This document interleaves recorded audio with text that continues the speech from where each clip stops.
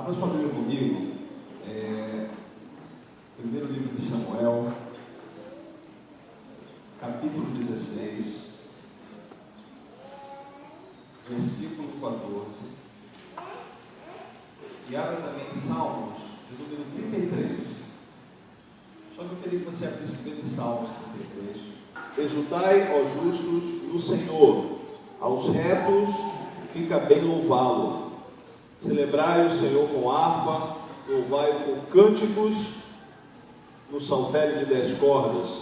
Entoai-lhe novo cântico, tangei com arte e com júbilo. Salmos de Davi. Agora vamos lá para o primeiro livro de Samuel, capítulo 16, versículo 14. Tendo se retirado de Saul o Espírito do Senhor, da parte deste o espírito maligno o atormentava. Então os servos de Saul lhe disseram: eis que agora o espírito maligno enviado de Deus te atormenta. Manda, pois, Senhor nosso, que teus servos que estão em tua presença busquem um homem que saiba tocar harpa. Busquem um homem, diga, busquem um homem que saiba tocar harpa. Ok. E será que quando o espírito maligno da parte do Senhor vier sobre ti, então ele dedilhará e te acharás melhor? Disse Saul aos seus servos: buscai, pois, um homem que saiba tocar bem e caseiro.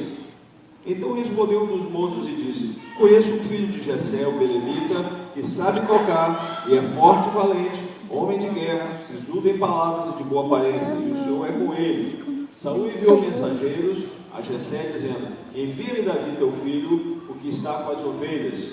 Tomou, pois, Jessé um jumento, o carregou de pão, um odre de vinho e um cabrito, e enviou a Saul por intermédio de Davi seu filho. Assim Davi foi a Saul, esteve perante ele, este o amou muito e o fez seu escudeiro. E Saul mandou dizer a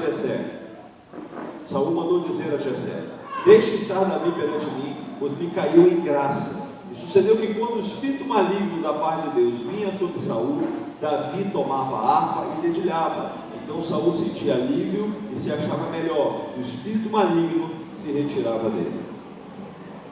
Essa palavra, ela tem muitos desdobramentos. Se nós fôssemos estudar esse sermão, trazer um sermão mais aprofundado, tomaríamos muito tempo. Como temos pouco tempo, eu quero apenas pontuar algumas observações sobre a vida de Davi. Você está prestando atenção? Sobre a vida de Davi, sobre a vida da igreja, no que diz respeito à adoração. Hoje se fala muito de louvor e adoração na igreja. Se você olhar na história da igreja, na história dos grandes autores, dos grandes cantores, de homens e mulheres que fizeram parte da história da himnologia da igreja, uma coisa era muito palpável: eles apenas não cantavam, eles apenas não tinham uma vida de canto. Não havia gravadoras, não havia sucesso, não havia cantor gospel. Eu estive numa igreja recentemente na Barra, há algumas semanas, e nós somos amigos pessoais da Fernanda Bruno, do Emerson, eu e Glaucia, nós nos conhecemos há muitos anos. E ela ligou um dia desse lá para casa e nos convidou para ir lá na Barra visitá-los numa quarta-feira. Eu falei com o pastor Luiz, e nós estivemos lá nessa quarta-feira na igreja onde eles são pastores. E quando o Emerson me viu, a igreja estava muito cheia, era o Vitor Belfort que estava pregando, o Emerson me viu lá de cima, acenou, fez assim, e quando eu fui tentar falar com eles no final do culto, e Glaucia, era impossível, tinha um segurança na porta, e o segurança falou assim: senhor, hoje não dá para falar com eles, porque é muita gente, e tinha uma fila de tietes ao nosso lado, tiete, literalmente, gente com câmera, gente querendo ver a Fernanda Bruno, para bater foto, colocar no blog, gente para colocar lá no Facebook. Na verdade, uma tietagem, pessoal. As coisas mudaram, muitas coisas mudaram. O louvor se tornou algo muito comercial, os cânticos se tornaram muito comerciais, cantamos muitas vezes sucesso das paradas. E esse exemplo de Davi, a tônica aqui da mensagem não está tão somente no louvor que ele entoava, no cântico que ele ministrava, mas a tônica aqui se encontra no personagem que cantava, na vida do homem que ministrava. Eu queria que você acompanhasse comigo alguns detalhes da vida de Davi em relação aos louvores que ele prestava a Deus. Primeira coisa que eu quero que você observe aqui, diz que os assessores de Saul, no versículo 16, manda, pois, Senhor nosso, que teus servos que estão em tua presença, busque um homem que saiba tocar a harpa. E será que quando o espírito maligno da parte do Senhor vier sobre ti, então ele dedilhará e te acharás melhor. Um homem que saiba tocar a harpa. A igreja, ela tem na sua missão profética, na sua missão de pregar o Evangelho, de testemunhar o Evangelho, mas dentro desse contexto de testemunho, de pregação do Evangelho, a igreja também é uma proclamadora das boas novas através dos cânticos, dos hinos espirituais. Não basta você apenas cantar, você precisa ter vida para cantar. Essa é a diferença do músico e da igreja que louva e adora a Deus. A pessoa que adora ao Senhor, a pessoa que tem uma vida dedicada para Deus, Davi foi um homem que em toda a sua vida dedicou-se a escrever salmos e cânticos para o Senhor. Ele tinha uma vida de adoração. Ele não tinha momentos de adoração, ele tinha uma vida de adoração. Davi não era, desde a sua tenra mocidade, ele compusera, ele fazia os seus hinos, suas poesias para Deus. Usava o seu instrumento de dedilhar para Deus. Você não vê em nenhum momento da história de Davi uma relação de Davi com a música profana. Você já viu isso em toda a Bíblia, em todos os salmos? Já viu isso, Paulo Natal? Nos estudos que nós fazemos no seminário, você não vê em nenhum momento Davi tendo os historiadores, porque isso seria um fato memorável, eles relatariam sobre Davi, com certeza é isso. Davi, nas horas vagas, tocava com as músicas profanas da época. Davi, nas horas vagas, tocava para alegrar as pessoas na festa. Você não vê uma menção disso. Davi, se não é a maior referência musical, como compositor, como maestro, como músico, como adorador da Bíblia, é o rei Davi. A maioria dos salmos foram compostos por Davi. Davi é uma referência de inspiração de músicas para Deus. E hoje há uma confusão no nosso meio, e pessoas acham que a igreja pode compartilhar essa coisa do mundo e coisa para Deus. Não, posso cantar as coisas do mundo, posso cantar as coisas para Deus. Irmãos, para Deus não existe meio termo. Ou você é do Senhor, ou você não é do Senhor. É muito comum você ver crentes que domingo estão cantando as músicas para Deus na igreja, cantando apenas, e durante a semana em casa, ouvindo as grandes hits de sucesso, as palavras do mundo. Aí você pode dizer para mim, pastor, mas as músicas do mundo tem músicas que são puramente inocentes. São músicas que falam de paixão, de traição, de paixão pelo outro, de mulher traída, de homem, você sabe o que eu estou fazendo. Os maiores sucessos, os maiores hits, você ouve o Roberto Carlos, é música que fala de traição, é música que fala de mulher, é música que fala de amante. Você ouve um sertanejo, é música de dor de cotovelo, é música de não sei o quê. Davi era um homem 100% dedicado a Deus, era um homem 100% inspirado para Deus, era um homem que tinha uma vida consagrada para louvar o seu Deus. Agora, onde faz a diferença na vida de Davi, essa postura de um adorador, de uma vida dedicada para Deus, que dos seus lábios saíam cânticos de louvor para agradecer o Senhor.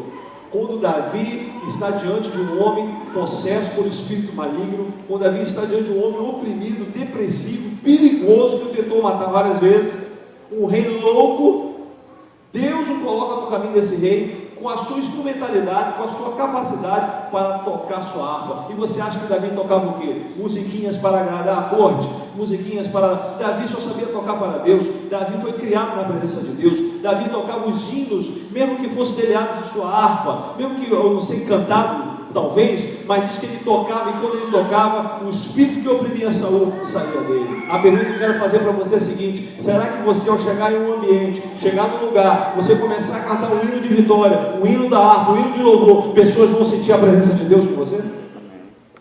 Sim ou não? Ou você está dividido em dizer assim, cara, sou eu. Não existe duas fontes que vai jorrar dentro do teu coração. Jesus fala que não pode de uma árvore boa sair fruto amargo, de uma árvore má sair fruto bom. Das suas fontes tem que jorrar aquilo que é de melhor de Deus. E você não é só igreja adoradora, só aqui domingo na igreja. O seu louvor tem que transcender as portas. Na sua casa tem que ter louvor. Na sua casa a sua rádio tem que estar ligada numa rádio cristã, onde tem música para Deus, onde tem cânticos espirituais na sua casa. Sim ou não? Sim. Um homem preparado, pastor. Um homem que tocava bem a harpa. Um homem, lembraram de Davi, porque Davi era um adorador. Quem nós vamos chamar? Claro que no reino tinham muitos homens preparados. Claro que naquele reino tinham muitos homens que tocavam bem, sim ou não? Você acha que só Davi que tocava bem? Um pastor de ovelha lá, escondido no meio das malhadas? Claro que naquele reino de Saul havia homens inspirados e preparados para tocar qualquer música para o rei. Mas Davi era diferente, porque o que fazia diferença não era o som, não era o instrumento que ele tocava, mas era a vida que tocava o instrumento. Amém. A diferença estava na vida do adorador, a diferença estava na vida de Davi. Para tudo teu irmão, diga para ele: irmão, a diferença está na tua vida, na tua vida de adorador. Não estou entendendo, digo amém. Amém. A segunda coisa que eu aprendo nesse texto, ele manda buscar Davi. Então respondeu um dos bons: conheço o filho de Jessé, o belemita, que sabe tocar e é forte, valente, homem de guerra, sisudo em palavras, de boa aparência, e o Senhor é com ele. Olha só, ele, diga comigo: sabe tocar, diga, sabe tocar. Quem sabe cantar aí? Quem sabe cantar? Quem sabe louvar? Quem sabe louvar? Quem louva na igreja aí? Quem louva na igreja? Pelo amor de Deus, ninguém louva nessa igreja. Quem louva na igreja? Só todo louva, né? Louvo. Sabe louvar, diga, sabe louvar. Sabe louvar. Sabe? Porque até o mundo louva com sinais. Sabe? Se você não sabe tocar um instrumento, você sabe cantar. Mesmo que você seja desafinado, você canta mais baixinho no meio da multidão para ninguém perceber, não é assim? Quando eu conheci Gláucia, uma curiosidade, quando eu conheci a Gláucia, eu era muito jovem, era adolescente, a Gláucia era muito desentonada. Eu pegava o violão, começava a tocar no Lá, ela estava no Ré. Eu tocava no Si, ela estava no Fi. Ela era muito desafinada e ela era empolgada para cantar. O crente estava abafando, eu estou lá tocando, é só paixão mesmo do namoro, né? E eu estou lá tocando, crente que está abafando, e ela lá. Ela vai ver isso, mas ela sabe disso. Mas ainda tem bem que está gravando, né, Paulo? Mas o cântico congregacional, a experiência da comunidade, a vivência com a comunidade cantando, ela acabou, a voz dela ia ajeitando, e não é uma cantora, mas canta com a congregação. Ministra. Nós precisamos ter vida. A Bíblia diz que Davi, diga comigo, sabia tocar, diga, sabia tocar.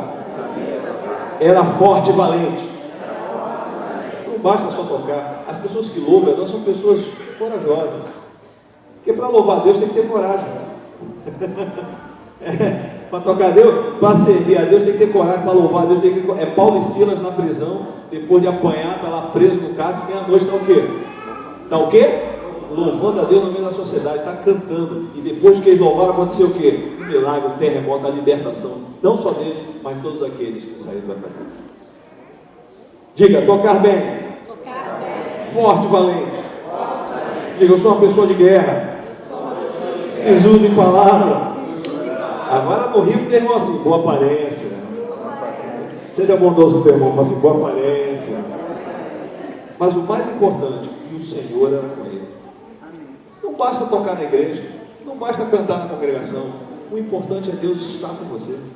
O mais importante, pastor, é a referência da presença de Deus na vida desse músico, na vida desse cantor. Eu olho para o Roberto Carlos, eu não vejo Deus na vida do Roberto Carlos. Por mais que ele cante Jesus Cristo, Jesus, eu estou aqui. Eu não vejo. Eu não vejo, eu olho para o Jota Quest, eu não vejo uma referência de Deus na vida dele. Os caras têm um som maneiro, toque e tal, mas não vejo uma referência para a minha vida espiritual, não vejo. Olho para a lama dos céus, o cara lá na cadeira de roda tocando alto sucesso e tal, mas eu não vejo uma referência. Quem assiste The Voice aqui? Eu vejo The Voice toda semana, acho legal, tem técnica vocal, tem presença, os caras cantam muito, mas não tem Deus. Eu só olho musicalidade naquilo ali, mas eu não tenho nada, não aprendo nada dali para a minha vida com relação a Deus. Porque essa não é minha praia. Eu fui chamado para ser um adorador. Nós somos chamados para sermos arautos de Deus, arautos do Rei, cantores do Senhor. Amém? Amém. O Senhor é com ele. Terceiro e último, Saul enviou o mensageiro a Jessé, dizendo: envia-me Davi teu filho que está com as ovelhas.